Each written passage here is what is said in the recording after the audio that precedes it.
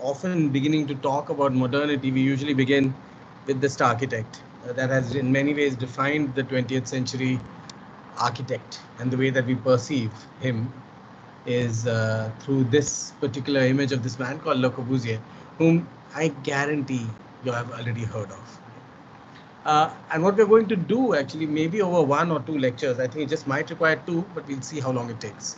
We'll be looking at some of the work that he did do, and looking at it through the various phases of his and the kinds of transformations that he underwent, and the kind of influence that he's had on modern architecture around the world.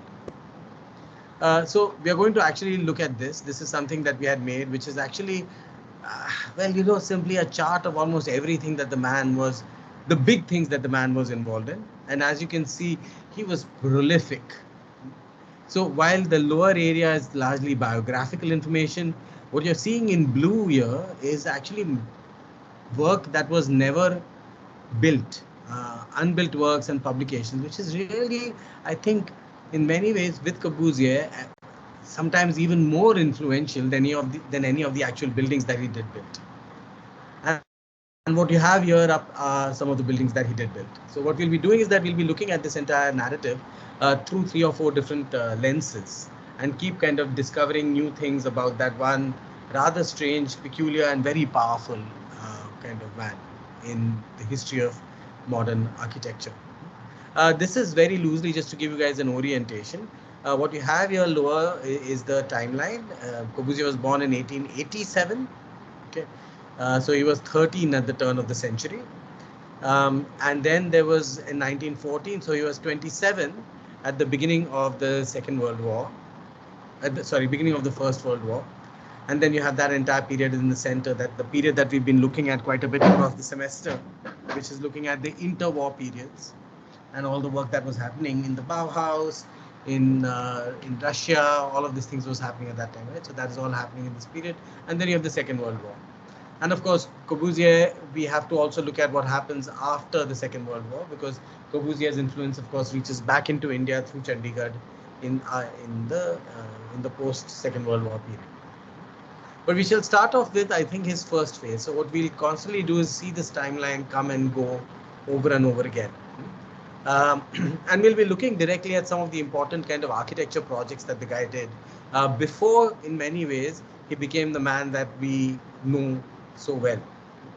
And one of the important things to kind of acknowledge is that Corbusier did not emerge out of emptiness. He worked with this particular architect called Auguste Perret, Perret, in Paris in 1908. So he must have been what? Now, around 20, I guess, or something like that, when he's working with Perret. And Auguste Perret was a French architect who was very interested in the possibilities that reinforced cement concrete could really offer the makings of buildings. And look at this kind of building that you're seeing on the right, which is a sort of church that he's designed, and you can see how light that structure is, and how the curves kind of span this entire thing, so that the walls are completely free for light to come in. Learning from the Gothic, but really giving it a completely sort of modern imagination because of the use of RCC. And one of the most famous buildings that Auguste Perret did was in Paris, which is in 1903, which is before Corbusier joined him, which is this building. It's called 25 Rue Benjamin Franklin. It is one of the most famous apartment buildings built, because it's actually one of the first RCC apartment buildings that was built. And here you can see the fact that you still have these incredible Art Nouveau ornamentation that you're seeing on the surfaces of things, but the plan itself is quite kind of free and open. Look at the plan on the bottom right. We are able to see the services and the toilets, etc., tucked away at the back, until what you're getting outside here is almost like, in many ways, a free plan, an open-ended plan, where the load is being taken completely by the RCC piers, and the rest of it is really just enclosure walls, and everything is in many ways is free and open.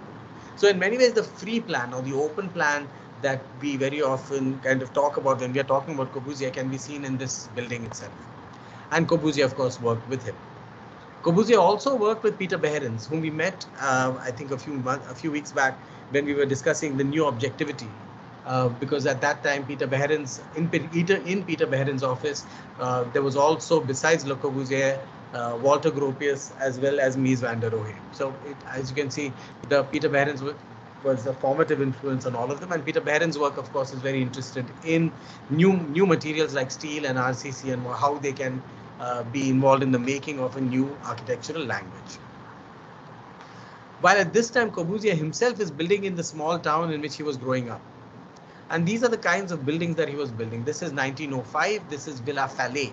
And as you can see, there is, I mean, it looks like, you look at the Art Nouveau facade, there is very definitely an Art Nouveau influence that is very much still in his work. If you think about it, 1908, 1909 is actually when Adolf Loos is writing about ornament is crime. I may get the date slightly wrong, it might be 1910. But if you remember that essay where he's really talking about ornament is crime and that it is effeminate, and we had that entire conversation a little earlier. Some more buildings by Corbusier at that time. You can see they're beautiful buildings, but they belong to a completely different sort of realm of thinking about architecture. One of the most important things that happens in the early years of Corbusier that really ends up becoming a really important influence on him is what he then publishes later on, that's called Voyage to the Orient. And the Orient for Le Corbusier wasn't Istanbul or Baghdad, or definitely nowhere near India. The East for him was Athens. Corbusier went and visited Athens when he was younger, and these are some of the sketches that he made while he was in Athens. That's the Parthenon, and all these buildings and these landscapes of Greek architecture were very, very influential on him. He looked at this architecture as and its relationship with nature, the architecture and its systems of proportion, and of course the way that it in many ways was a ruin. And this imagination of an architecture that is transcendent, that exists in a sort of a permanent plane, in many ways an idealization of the human spirit, is something that Corbusier was deeply interested in much later in his career. And also he continued to be deeply affected by the architecture of Athens that he encountered on his voyage to the East.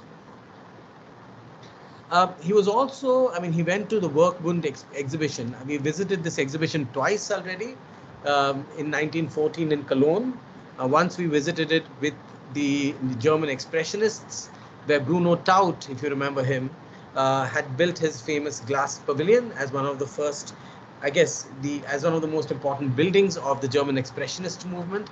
And on the left, you have these this building by Walter Gropius, which was the first factory it was a model factory building, in which you can see the way that the glass is wrapping around the edge, and you have that kind of curved balcony that you see. So here you're able to see the way the new materials themselves are making themselves felt. And Corbusier, and this is 1914, right? So Corbusier is of course being influenced by all of these projects. But he continues to make work that looks a little like this. This is 1917, 3 years after the Werkbund exhibition. And this is Villa Schwab, a beautiful but rather strange building with these two apsidal kind of edges that are forming a sort of living space on one side, a dining space on the other side. The front facade is completely hard, probably the services and a stair to go to the upper level. And the back porch leads out into a garden. Yeah. But this is the first phase that we were looking at in terms of Corbusier's work. We'll now move to the second phase. This is what we are calling the early years. The second phase is really the phase that we all know him very well for, which, for the sake of this presentation, we are calling the Cubist home phase. It's a period when he wrote quite a bit, and he also built quite a few buildings. This is also the year 1917 is the year he actually moves to Paris. Okay, and there he meets this person called Ozenfant. Ozenfant was an artist. And with Ozenfant and Corbusier, they started a really, really good friendship. And both of them started a magazine together that was called L'Esprit Nouveau, the New Spirit, in 1920. Okay, and we'll come to that a little later on. What is important about Corbusier's work in this period is that he became part of this art movement, painting movement largely, which is called Purism. Okay. And him and Ozenfant became, I guess, the pioneers of this entire movement of painting. This is what you'll find really fascinating about Corbusier, is that he was, in many ways interested in many, many more things besides the making of buildings only. In fact, that is really what I find most interesting about him, that he was involved with art, with music, with furniture. I mean, he was really involved with the culture of a particular time. But let's talk a little bit about purism. These are two things that are directly related to that purist movement.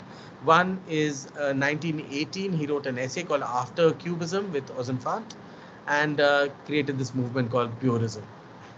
And if you look at purist paintings themselves, like the one that you're seeing on the right side is called Vertical Still Life by Corbusier. You're able to see some of the things that it's trying to do. It's learning from the idea of, I guess, cubist paintings, which is trying to describe an entire object through the fragmentation of surfaces. We've looked at some cubist paintings a little earlier on in this lecture series. But what they're trying to do here is they're trying to conceive clearly, execute loyally, exactly without deceits. So there's a way in which they're trying to reduce these objects like vases and guitars to their fundamental pure forms. This idea of the pure form, the cleanliness of the line, the non-decorative is at the heart of the purist movement. And of course, those are also tendencies that you see in Corbusier's work within this period. Another painting by Corbusier, who by the way wasn't called Corbusier yet. He was still Charles Edward Jeanneret. That is his full name and his real name. And this was done in 1920. It was actually during this phase that Corbusier actually went about changing his name from Charles Edward Jeanneret to Le Corbusier in the year 1920, which is actually the year that this particular painting was made. So from now on, Charles Edward Jeanneret is Le Corbusier, the Crow. He takes this new name in the first sort of edition of this magazine, L'Esprit Nouveau, or the New Spirit, which he had founded with Ozenfant and with another poet called Paul Dermay, or whatever that is. So over here, actually, this entire the magazine consists of many different articles, and these articles were then put together a little later on in that book that has become really famous for Le Corbusier, which is called Towards a New Architecture, which was, I believe, in 1923. So 3 years after L'Esprit Nouveau actually was started publishing. And it is during this period that he comes up with some of the most seminal ideas concerning architecture, what becomes actually what we know Corbusier for. One of the first things that he comes up with is in 1915, he comes up with this idea of the domino house. 1915, which is actually just a year after the First World War has come up, and immediately Corbusier is thinking about what will be happening to the question of housing after the war. What will happen to that? How will we build so many houses that have been destroyed during the war? So he comes up with this, actually one of the most famous drawings ever made of a building over the past century. It's called the domino house. It is imagined as primarily a structural system of columns and a flat slab that is between that with a staircase. And look at the way that the foundations also are. It is imagined that this is basically a very simple framework, and because it's not dependent on walls, the walls can anyways take any form that they want to. This is called the domino house, and because he sees that it's easy to build and can take on different forms in different places, he sees that it could be a way in which the buildings of the future are being built. And then he goes ahead and kind of continues to make these propositions concerning how the domino house can be used to create many different configurations of housing. This being one of them, the one kind of creating a kind of central courtyard in a sort of classical plan. Another image here of the domino house where it actually exists to make an entire courtyard building that is lying on the top of a hill with a view of the landscape below. Like I said earlier, all of these essays, all of these ideas often come together in this book that we have in the library that I think everyone has tried to read and read, maybe not. But it's called Towards a New Architecture by Le Corbusier.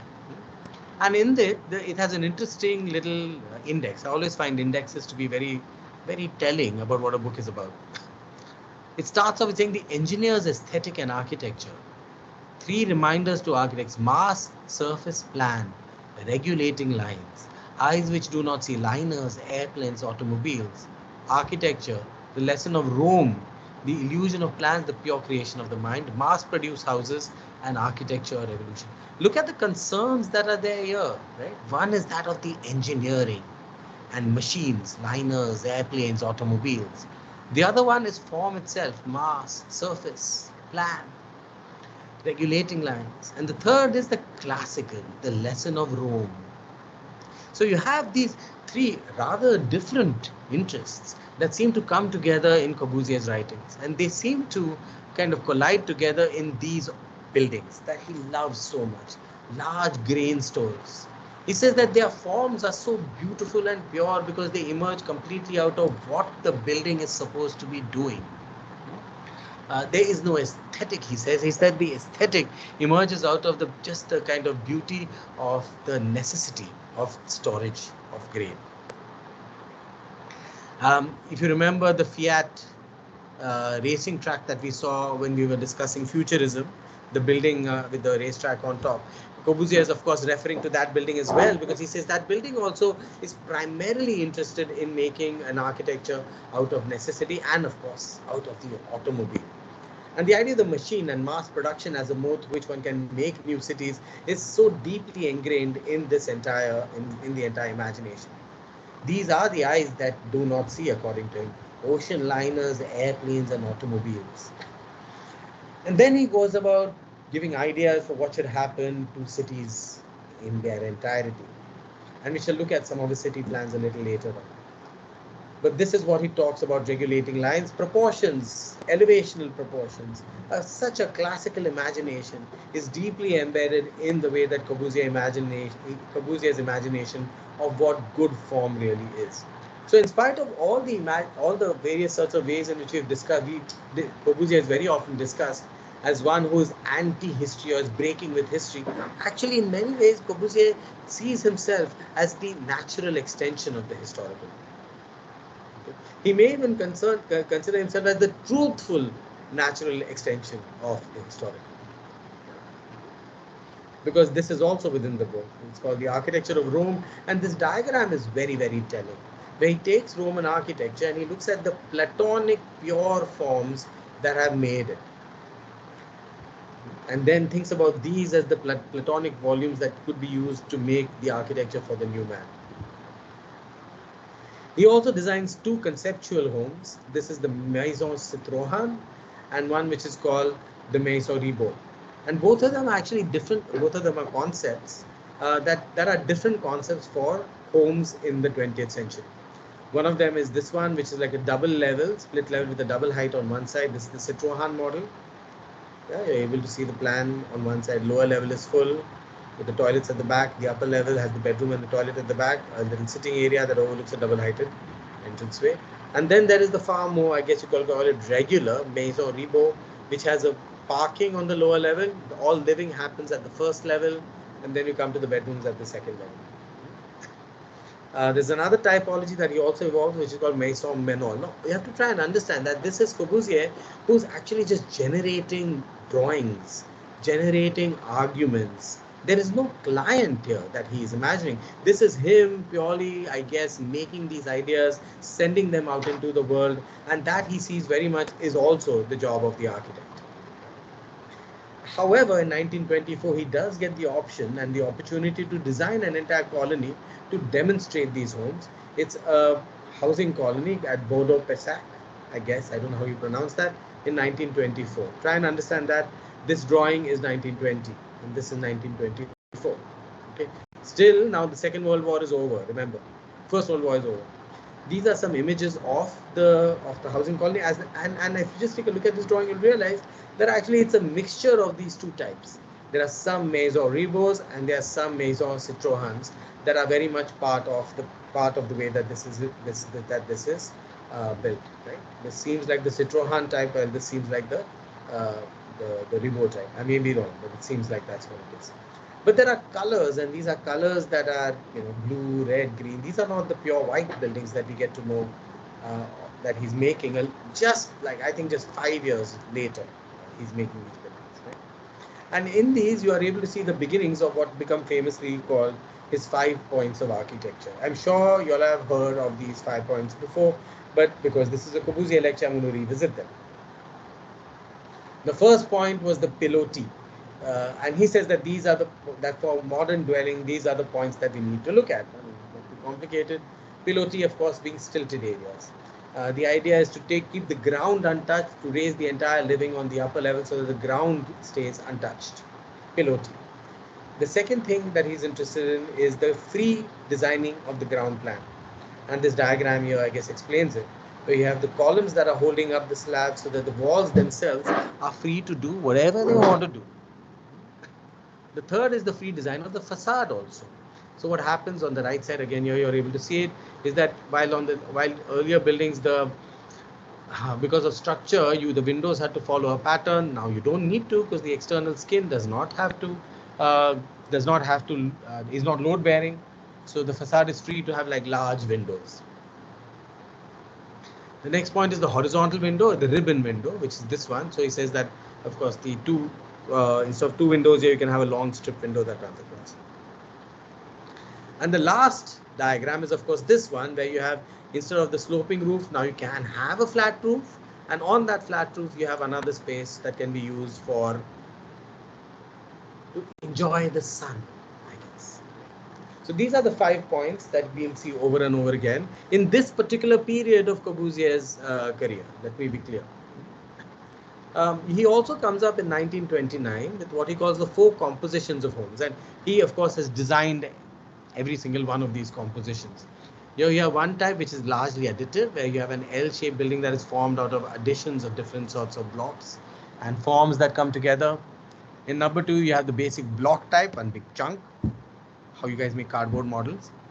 In number 3, you have this one, which is the free plan, the pilotis and the free movement of walls. And the last one, which seems to be a sort of process of subtraction, where from the large chunk you're moving courtyards out. And this, of course, is Villa Savoye. So over this entire period, he builds so many houses. These are all the houses that he's built. Starts off with something called Villa Resnus in 1922 and ends with Villa Savoye in 1929. We'll be looking at 2 or 3 of these, I think 3 of these, each belonging to different sorts of time zones. And we'll very quickly look at what kind of architecture is being built at this time by Le Corbusier. This is Villa Garches. No, sorry, what's it called? Maison La Roche, that's what it's called. It's in Paris, I'm told. I've not been here. 1923. And as you can see, what the building does is that building is basically an L building that makes a courtyard up here. This is a sort of gallery space with that sort of round edge that overlooks the side, and you have a ramp that comes to the upper level. That's here. You have a sort of fireplace. This is a living room, and you have like these spaces that just cascade down one after the other into the other side. There's 2 apartments, I think, one apartment and another apartment, and this is the kind of gallery space. This is an axonometric that explains it a little bit better. This is the gallery and the sort of building itself. This is the space of the gallery. It's this ramp kind of rises up to the top, and you can see the windows, and as you can see, there's very little openings at the ground level. The openings only at the upper level. That you can see these guys looking out of, and it's from here you go into the other rooms. The next building at that time is Villa Garches. A few years later, this building, as you can see, has the Citroën imagination of coming to the first level, and the first level being really the primary living space that's here. The lower level has all these tiny rooms, but the upper level is the living space where the main activities of the house are supposed to take place. Regulating lines that are proportioning that entire facade. And while this is opening to the back, where you're able to see that stair, that terrace, and from the terrace you come inside into the main living space. From there, there's another stair to take you up. This is the facade towards the street, and the facade towards the street is harder, place to park the car, and this kind of portico tells you where the main entrance is. And of course, Villa Savoy, that I'm sure you all have seen already, but so I'm going to kind of go over it much more quickly. Villa Savoy, as all of you know, is a simple cuboidal building, ground plus one story. It's standing in the middle of a landscape, in the middle of a lawn. Uh, it is the lower level has, let's see the plans. The ground floor plan. The car comes in from here, turns around. The round shape is supposed to was meant to be because of the car, so it's able to turn. It's parked here. You have parking that happens on this side. This is the main entrance at the central axis. You enter here, you come into a lobby space from which a ramp rises up, and you have a stair. And you have two tiny bedrooms here. So this is obviously a service floor. The idea of the living happening on the first level is something that you'll find recurrently in much of Corbusier's work, while the ground is very often the service spaces. The plan again, you can see the circular space. You come up to the first level. These are drawings from Francis Ching, Form, Space and Order. This is the first level, the living space. This courtyard is then cut into, you can able to see it on the first level.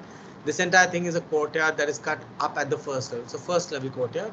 And this is the main living space that's here. That's service core, toilets, bedroom. And this is a sort of small kitchenette or something, if I'm not wrong.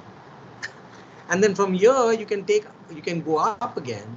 And once you go up again, you are at the upper level where there is just these sort of sculptural objects that are on top that you can enjoy the sun with. I'm quickly going to go through some images of the entire. This is the living space again. You can see the way that the columns and the skin are separated from each other. There is furniture that's inbuilt into the wall itself. I think this is the fireplace.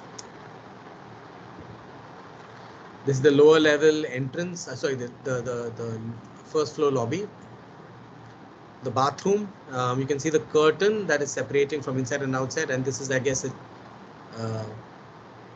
a place to rest after your bath naked. So there is a certain kind of freedom of the body and a freedom of the body within nature that is deeply embedded in Corbusier's imagination of the ideal modern way of living. You don't need to be ashamed.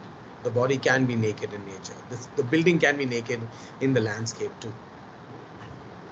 More images from Corbusier's that house. That's the living space on the other side, and this roof is it's just a general kind of sculptural piece for people to hang around in. More images of this house. That's Mukul standing there.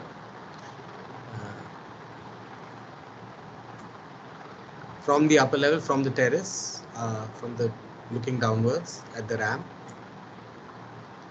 Going up the ramp, that's that wall at the upper level. This is the lower floor.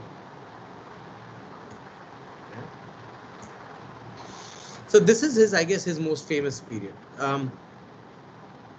We now move on to the other work that he was also doing in this period, because he was, like I said a little earlier, besides, of course, doing architecture, Corbusier was also very deeply involved with the making of furniture and other such things. And so what we'll be doing is that really quickly talking about a project in which many of his major furniture pieces got designed and shown. And he was working with this woman called Charlotte Perriand, who very often people don't mention. But a lot of the work that was done by Corbusier concerning furniture and interior was done in collaboration with this woman in this particular period of time. And one of the places that he displayed his imagination, or they displayed their imagination for modern living, was at the 1925 International Exhibition of Modern and Decorative and Industrial Arts in Paris. This is the one that gave the name Art Deco to a particular period of particular style of architecture too. And as you can see, Corbusier's intervention has very little to do with the decorative imaginations of the Art Nouveau. Instead, it seems to embrace rather wholeheartedly the cuboidal, cubist imagination of a modernist mode of living in the world. The curtain glazing, the double heights, the tree running through the center, all of these imaginations. This building, by the way, was demolished immediately after the exhibition, but so this is a reconstruction of that very building. It's not the original building. I'm going to go through some images of that from the outside. This is that space, that courtyard in the middle through which the tree rises up into the sky. These are the interiors. Here you can see that imagination of built-in furniture built in enclosure walls, which are furniture pieces. You can see a lot of these imaginations within the buildings itself. And within you have all the various furniture pieces that Corbusier himself was interested in designing. More images of the pavilion. It's also the place that some of the most famous. This is another interior that he did, which is 1929. It's called the Salon d'Automne. Again, it's a place in Paris, and in it you see some of the more famous sort of furniture pieces, and these being some of them. This chaise lounge, this chair, these are actually beautiful objects and surprisingly comfortable to sit in. I was quite shocked when I sat on one of them. I was terrified of them because they look rather uncomfortable, and I'm not very. And I have my suspicions about architect designed furniture. But these two pieces and these sofas, etc., are all part of his imagination. We also move a little bit further down his entire story to his urban imaginations. Like you saw a little earlier, Corbusier was deeply interested in thinking about cities right from the beginning of his career. In fact, even in 1902, he had a text written called The Art of Building Cities. But it is in this period, in the post-war, post-first war period, as you can see, all the blue actually lies within the zone, is where he really gets involved with groups like the Siam, which is part of starting in 1928. Okay. And all this other work that he's done before that. So this work in many ways feeds into the making of the Athens Charter and other things that Siam starts. We've seen Siam's work already, so I don't want to kind of dwell too much on that. Instead, what we'll do is that we'll look at some of the ideal cities that Corbusier himself was propositioning. But I'm going to take a quick break right now because my voice is going and I desperately need some water. Okay, Shirish, Jin. Should we actually, one thing is there, we can even kind of see the rest later, or should we finish the ideal cities and maybe then take a break? What do you guys think? Jin, Shirish? Am I there? Am I not there? Or have I been talking to myself? You're audible, Rohan. You're audible. I think it's an issue on there, and maybe I'm just. Okay, I'll just drink some water and come. Hold on then.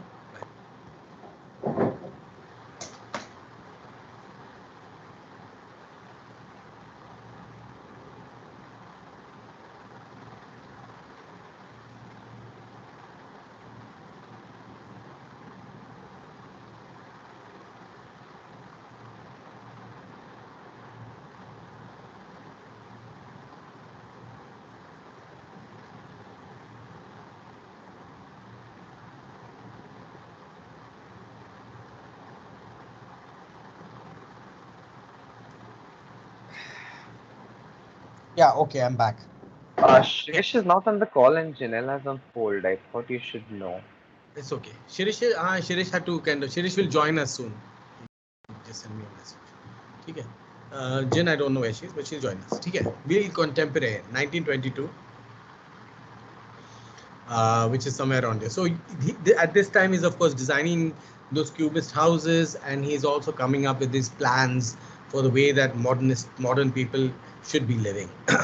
1923, 1 year after Ville Contemporain, is towards a new architecture.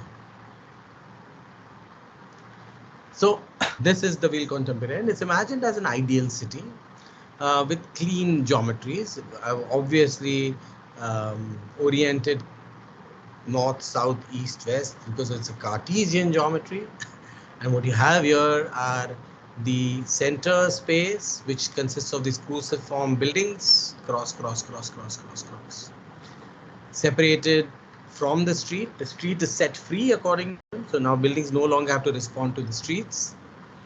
You have here an entire series of twisted buildings that are called that are primarily housing, and here other kinds of housing reaches out into the extent. And the green space enters the center of the city directly along the central axis.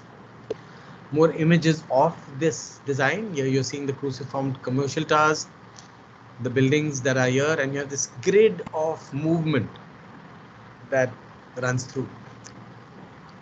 If you guys remember the ideal city that was proposed by Bruno Taut, where the center was also imagined to be a place where the common aspirations of citizens would be placed. So you're able to see all the three typologies. The large courtyard typology, very conservative for Corbusier.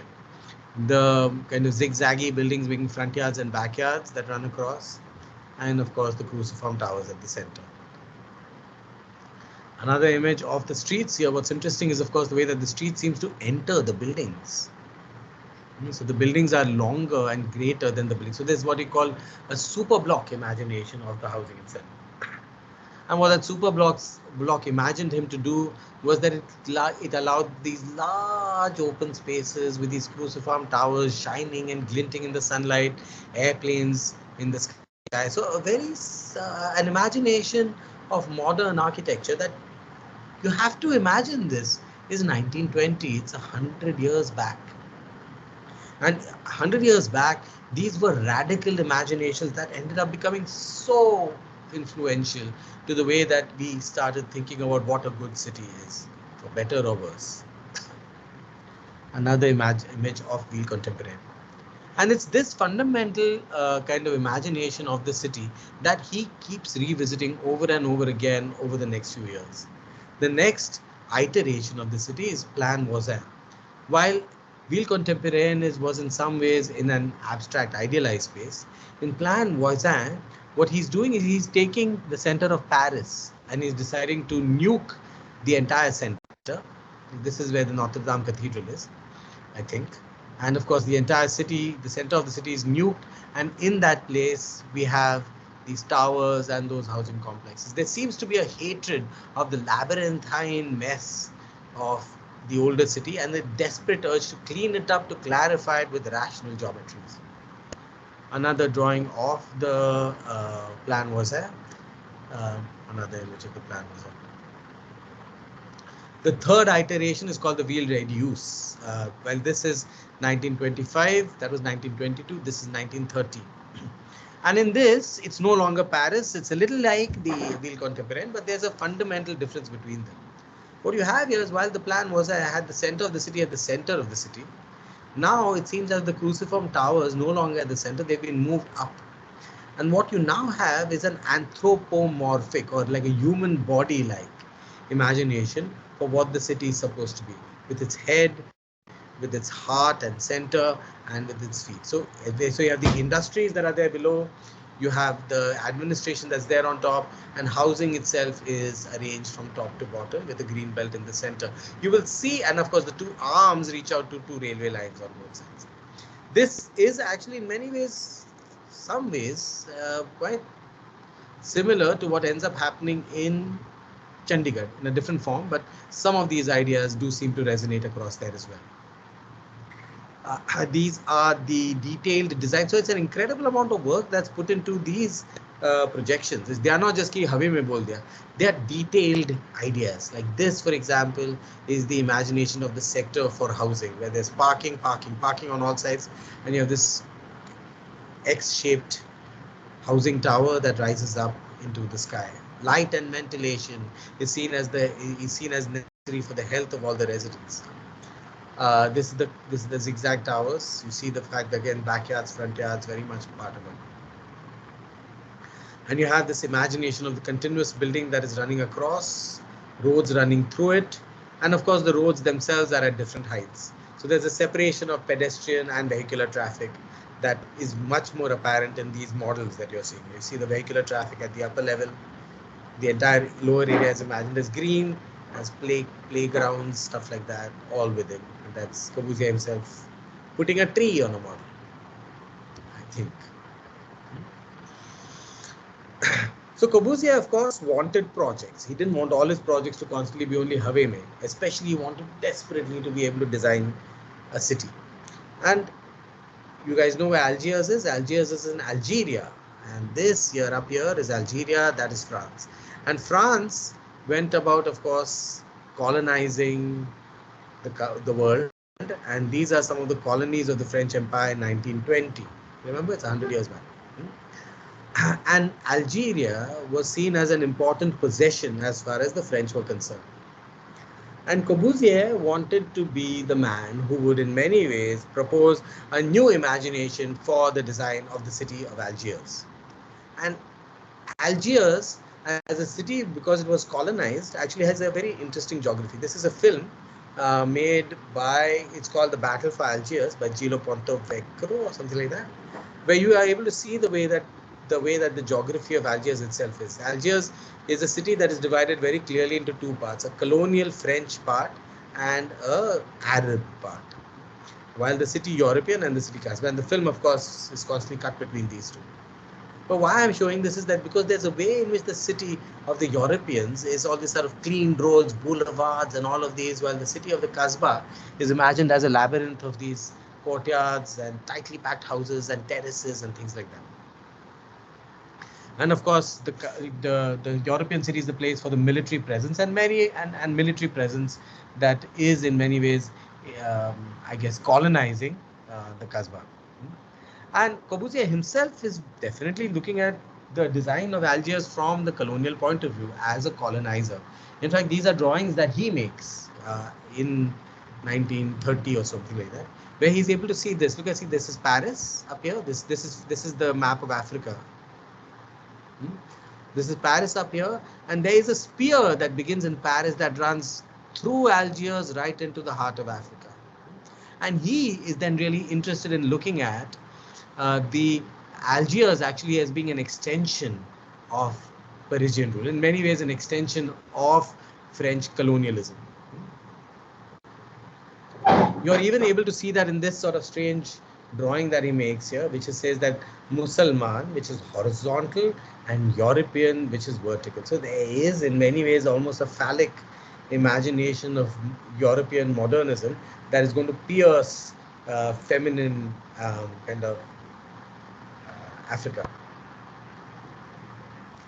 But his approach, of course, is also in many ways what you would call Orientalist. He's like, oh, look at these beautiful Arabs. They live in such wonderful ways, while we have forgotten civilized ways of living. So he's making these drawings that are saying that look at the barbaric ways in which the Europeans are living, but look at these beautiful ways in which the Arabs are living with their wonderful courtyards. So this exoticization of the Arab is deeply embedded in Corbusier's image and imagination of what his project for the proposal for Algiers is. These are actually Corbusier's sketches.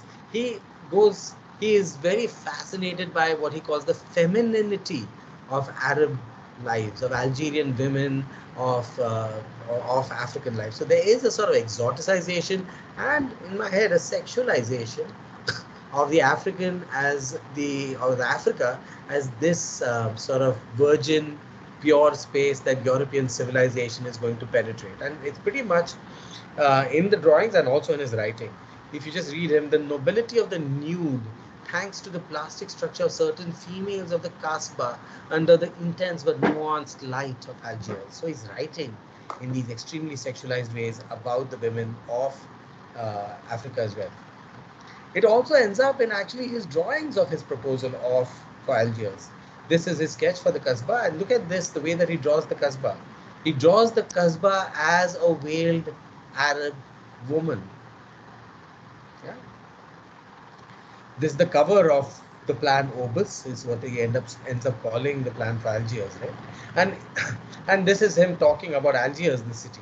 Algiers drops out of sight like a magnificent body, supple-hipped and full-breasted, but covered with the sickening scabs of a skin disease. A body which could be revealed at its magnificence through the judicious influence of form and the bold use of mathematics to harmonize the natural topography and human geometry. So fine. And look at this, look at the image, where there is a very male arm holding a woman's body with this. So there's definitely a way in which, I don't know, is this imagined to be Corbusier's arm, care for or capture or hold Algiers? Never particularly clear. This is 1930, 1942. The plan, as I'm saying, begins in between the wars and continues through the Second World War. So this is his fundamental imagination of the plan. There are primarily three things that he wants to do. One, he wants to create a new business district. Okay. Two, he wants to make new residential quarters on the hills. And the third, he wants to connect everything with a big, fat, long building. This is the building. These are the residential buildings on top. Here is imagined to be a new business district, and this highway is actually not a highway. This is residential. This is a residential building. Another image of it. This is a long residential building that has a highway on top. People drive on top and live in that bar below, and these are more residential areas at the upper level. There are more drawings of these things. Just take a look at it. And this is a view of the building itself. Here you're able to see the way that he imagined that entire wall to be inhabited. And this was a place that the European elite of the school of the Algiers was supposed to live, because the people of Algiers, or the Arabs of Algiers, had to continue to live in the Kasbah. And there was something, that reminded me, that plan reminded me so much of this image from the Battle for Algiers, as this European man up on the hill looking over the Arabs to keep them in check. And it seems to be deeply embedded just in the way that Corbusier imagined the European relationship uh, with the Kasbah. So, although, and these are of course some flats, these long thin types, you'll see them again later on in his career in his housing projects as well. More drawings of the proposal, and the proposal itself went through many permutations and combinations, and I actually have no idea which was the final one, or if there even ever really was one. Corbusier, of course, it wasn't only Algiers that was of interest to him. Many other cities around the world were interest to him. This is his plan for Barcelona. This is the old Barcelona block. You remember we saw it when we were looking at Antonio Gaudi. And this is the way that he imagined the extension into the future. See these bars that run across forever, and these twisted things that happen here. And this is his plan for Rio de Janeiro, which of course has again lots of similarities with the plan for Algiers, with its sort of viaduct type of housing that's connecting in between all of these tall kind of high rises. Yeah. I'm actually wondering whether we should do more today, or maybe we'll just keep the rest for next week. Jin, Shirish, are you guys there? Hi, Yarohan. Should we end today, or should I look at the institutional buildings of this time and then end? Yeah, we can stop here. Yeah, we can stop I think here. we can stop here and restart later, because I think after this we get into institutions. And Yes, yes. And then housing, and then I think it's okay. Let's stop here. Okay. So we'll what we'll do is that we will continue across the next class. Is that we are actually somewhere over here now. No? Let me see where we are. We've slowly and steadily reached here in the project. Next, we will start with, within the same period, between the war period, Corbusier designed many institutional imaginations. So we'll be looking at 4 or 5 of those. After which we will go across and look at some of his next phase, which is the vernacular modern. Okay, I think we'll end for now here, and then we will continue after that. Oh no, I'll tell you what, let's finish the institutional buildings so that we only do post-war period afterwards. Okay, it's not that many. Okay. So this, for example, is so at the same time as you're designing those homes and those ideal cities, Corbusier got a few projects where he was interested in designing institutions, and in these institutions, in the design of these institutions, is really an opportunity where he was looking at what are the value systems that the modern society that he imagines inhabiting these, and what is the architecture for those. Also, he was really involved in these 2 extremely important competitions that happened at this time. One was called the League of Nations, that was established after 1918, Second World War, before the United Nations. The League of Nations, a building for them, a competition was held for that. And if you remember the Palace of the Soviets competition that we saw when we were discussing, was it last week? Yes, last week when we were discussing Soviet architecture. And you remember that entire church that was demolished by Stalin, and in its place Stalin wanted to design the Palace of the Soviets. Corbusier, of course, submitted proposals for both. This is his proposal for a League of Nations.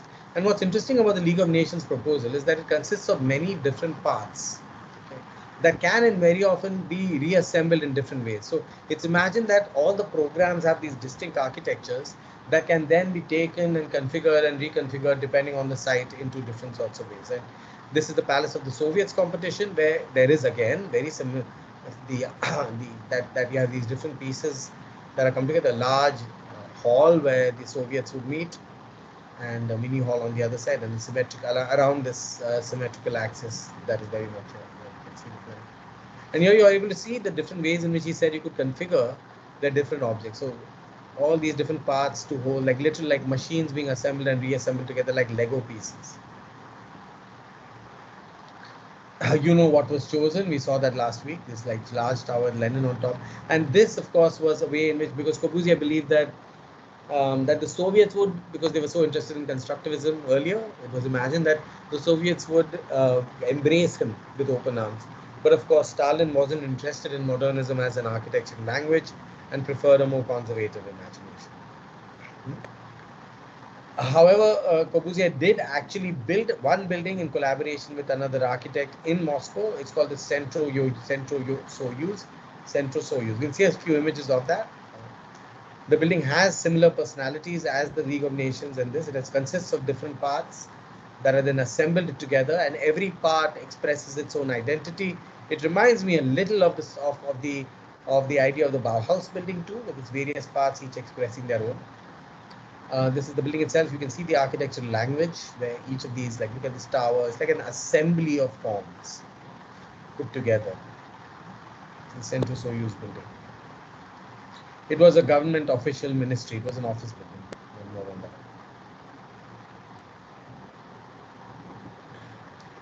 He also designs two buildings in Paris. One is it's called the Swiss Pavilion.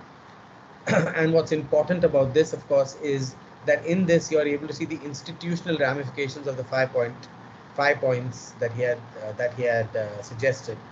The stilt area, the pilotis, the free facade. You can see the plan, the free plan, the roof on top, terrace garden.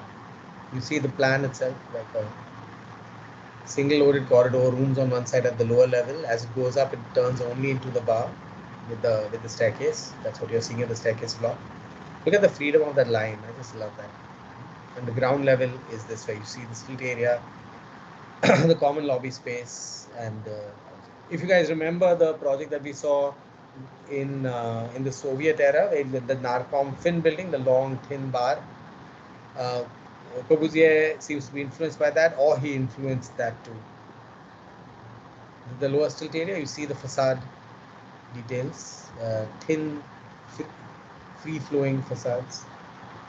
The other building is this one. It's called the City of Refuge. It's an orphanage of sorts, I think, if I'm not wrong, or no, maybe it's an overnight shelter in Paris. And this is the plan. Again, similar plan, long bar with another attached piece which has all the public functions. You come inside from here. This is the right side. You come in. This is the ground level. You come inside here. This bar is the one that rises up to house everybody. It has a facade even on this side onto a street, which is this facade. You can see the use of color, blue, red, white, primary colors and white. And there's an interesting way that this step back actually helps, because it continues. If this was straight, it would rise rather strangely upon this street. So what Corbusier has done is that in actually an unusual gesture, being very respectful of the street, he seems to have stepped the building back so that you get a sense of uniformity towards the street, while the back is much taller, at least 4 stories taller. So this is Corbusier's work in the between the walls. What we'll be doing next class is that we're moving to the work that he did from the beginning of the Second World War till the end of his career, and you will see a new kind of language of architecture that emerges with Corbusier's work at this time, which critics like Kenneth Frampton have called his interest in the vernacular, a very unlike his interest in the cuboidal or the purity of form. Over here, Corbusier suddenly seems to is thinking about the specifics of site and of place again. Maybe look at some of that work next week. That's it for today.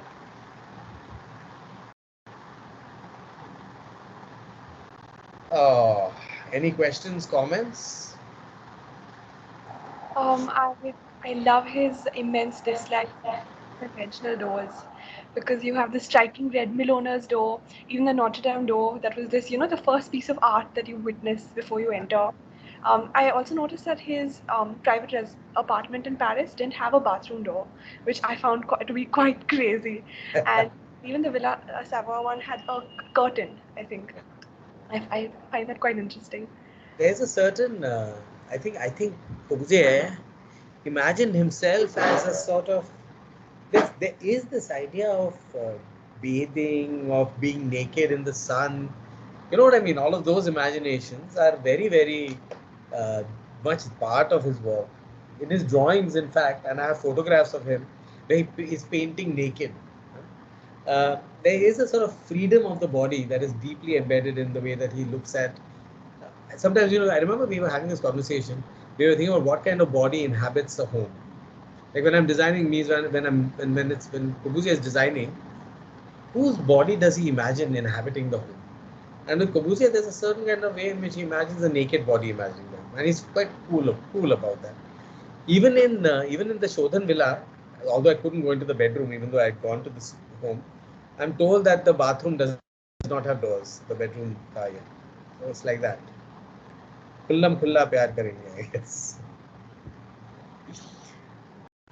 I love that. Anyone else? Cross. So with him, you can clearly understand that he made this thinking of his own personality and reflecting that in his architecture. That's quite cool. Very much so. Very, very much so.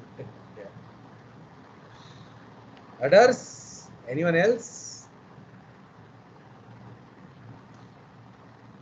Okay. Shravan wants to say something. Shravan wants to say. Shravan, is there a time when Shravan doesn't want to say something? Yeah, I just assumed I'm not being counted like the others. So I have two things.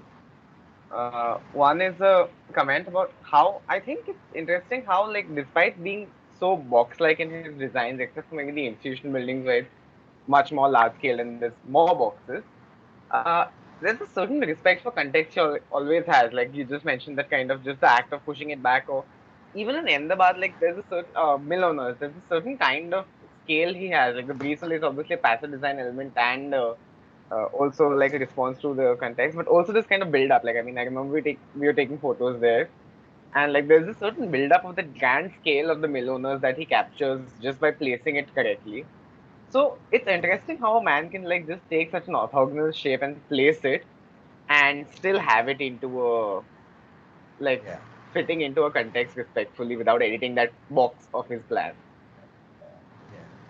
So, I mean, one thing that I've always felt about Corbusier's work is that we never really ever understood it until we went there. When I was growing up, you always had, like when you were 19 or whatever, you have a sort of imagination. ये बूढ़े लोगों को generally इतना, why are we giving them so much respect also? So there was a way in which there was a very clear, especially when I was being taught, there was an anti-modernist strain to architectural thinking.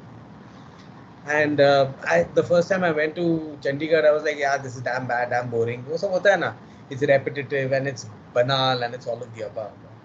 But sometimes when you go to these buildings, they are just bloody hell beautiful places to be.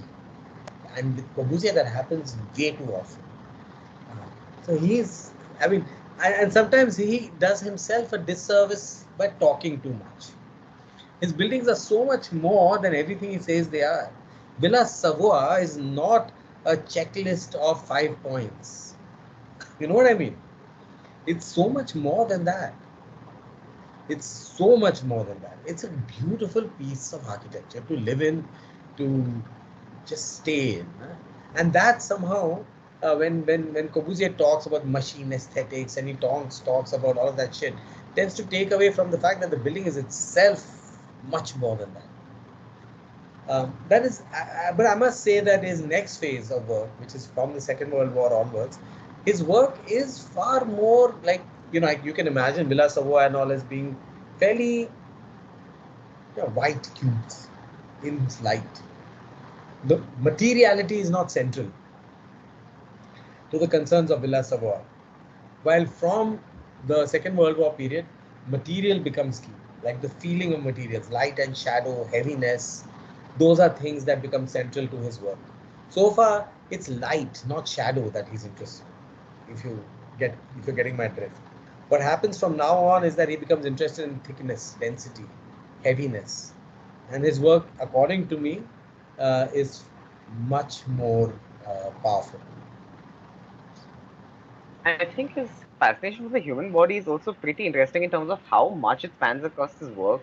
Like he designs a scale based on the human body. He scales everything to that scale. And I think I've only heard this from someone who lives in Chandigarh. I've never heard anyone architecture speak about this or found information or online.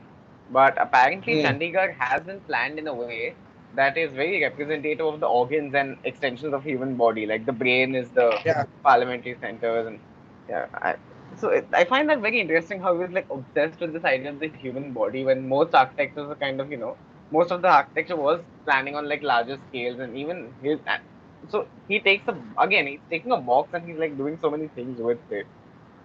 I mean, I wonder why he simplified the box. Like, was it the modularity or just he liked it? The modular. Yeah, I mean, a lot of his construction is modular and replicable, right? Like the Lego metaphor that you brought up. Well, that's because he was imagining this as an architecture for universal civilizations, and that would span the world. So that's the reason why he's into this idea of modular construction, machine building, and all of that stuff.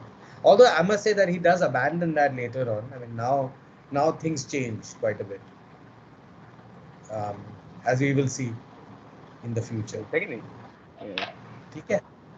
So we'll talk more, I think, on Corbusier next week, where we have a little bit more of the later work as well, and then we can really think about. What I find interesting is, of course, that a man's life is, he changes so much in that entire period. I think that's nice to know, that you don't ever need to be only one thing for the rest of your life. You can change and you can keep changing.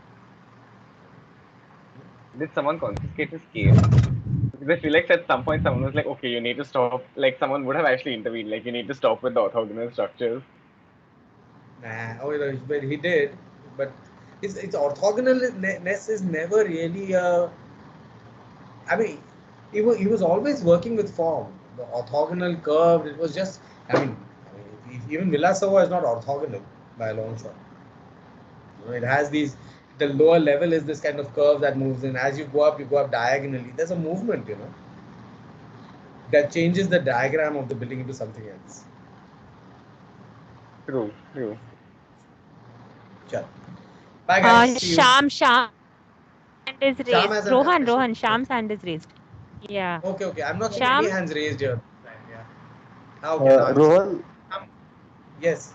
Rohan एक सवाल था कि अगर कबूजिया की life वो as a person की उससे क्या इन्फ्लुएंस उसके आर्किटेक्चर, मतलब ही fall in love and then his change in his architecture, उसने वॉर विक्टिम्स देखे और फिर चेंज इन आर्किटेक्चर, ऐसा उसके लाइफ के पर्सनल इंसिडेंट्स और उससे चेंज हुआ आर्किटेक्चर, ऐसा कोई है? वो क्या है ना कि श्याम, आई डोंट नो कि लव शव हुआ वो इतना, लेकिन एक है कि कभी-कभी जब when we fall in love or we are in touch with different people, different kinds of influences होते हैं ना हमारी लाइफ में. अभी कोबुजिया के लाइफ में भी बहुत सारे दूसरे इन्फ्लुएंसेस हुए. अगर वो 1914 में वो एग्जीबिशन गया और देखा यार ये क्या कर रहा है यार, ग्रोपेस काम अच्छा कर रहा है, और then he read something somewhere else. So we are never, मुझे तो नहीं लग रहा कि हम, even Corbusier, the man who is called one of the most original architects, I don't think even he was particularly came out of nowhere. We are all made from the times in which we live. Na? I can only know what I know. My world is where I am. And I think that like what Corbusier का interesting thing क्या है कि Corbusier का interest wide था. तो वो पढ़ता था, देखता था, travel करता था, and his entire idea of himself is made because of all of these different things. ऐसे नहीं था कि मैं ये हूँ, मैं ये नहीं हूँ, मैं यहाँ नहीं जाऊँगा, मैं वहाँ, ऐसे नहीं था उसका vision. There was an all-embracing imagination of culture and the world around, and he was allowing the world to influence him. Whether that's the art exhibitions that are happening in Paris, like the surrealists जो होते, the surrealists, all these art movements happening in Paris. Film is happening, cinema is happening, and all of these things he's like enjoying, going, learning, you know. I genuinely believe that if one has to learn, I mean, I think the other person was like that from my knowledge is Charles Correa, because I've gone for concerts where I've met him. You know, there's a certain way in which they don't see architectural practice ki me building as banoto hai. They see themselves as participating in space in the world. So they really want to engage with many things. So I'm sure Corbusier had this partner, his cousin, Pierre Jeanneret.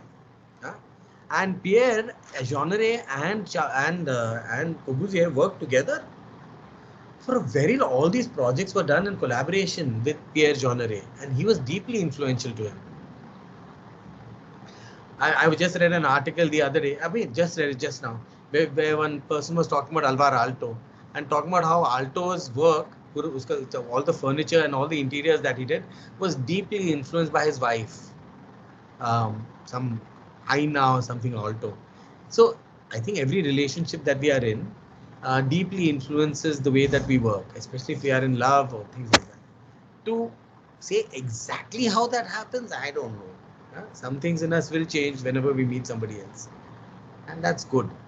The more we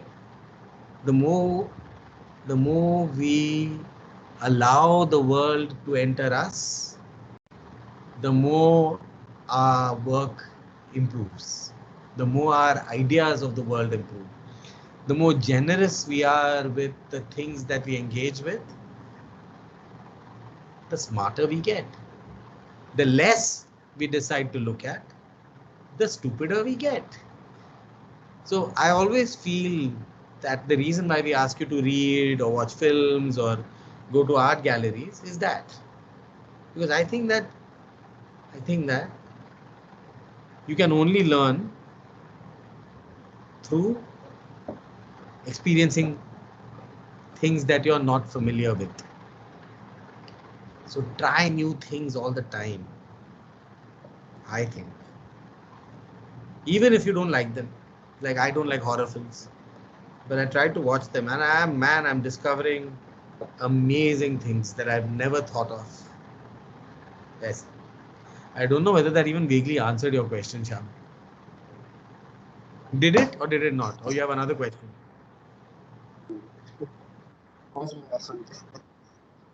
Shyam. अच्छा लगा सुन के, मतलब question था ही नहीं समझ पर सुन के अच्छा लगा।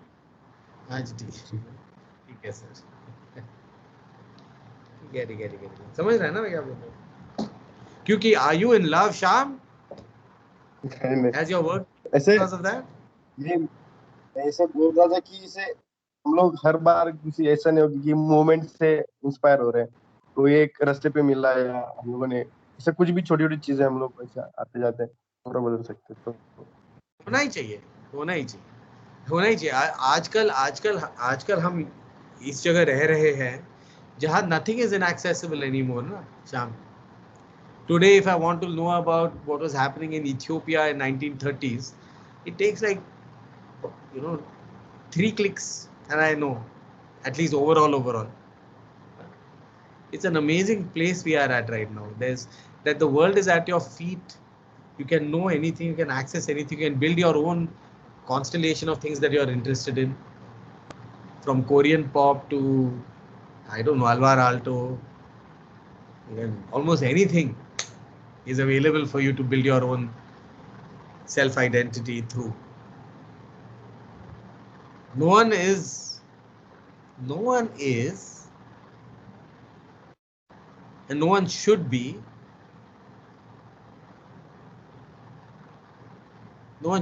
imprisoned in the place that they are born in.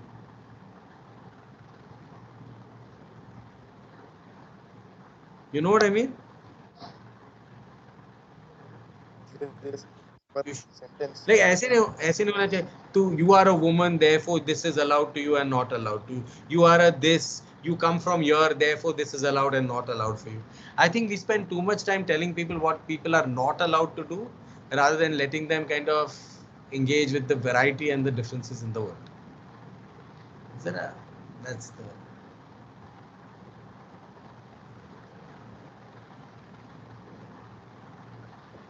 And that's what I find interesting about people like Le Corbusier, because they are like that. करो यार, देखते हैं.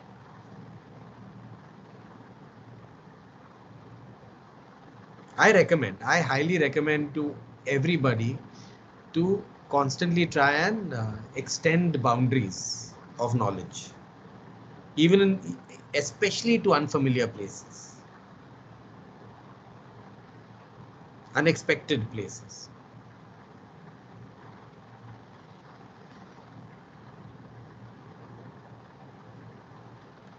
And those are also dangerous places. And a little bit of danger is always a good thing. Little bit, not too much.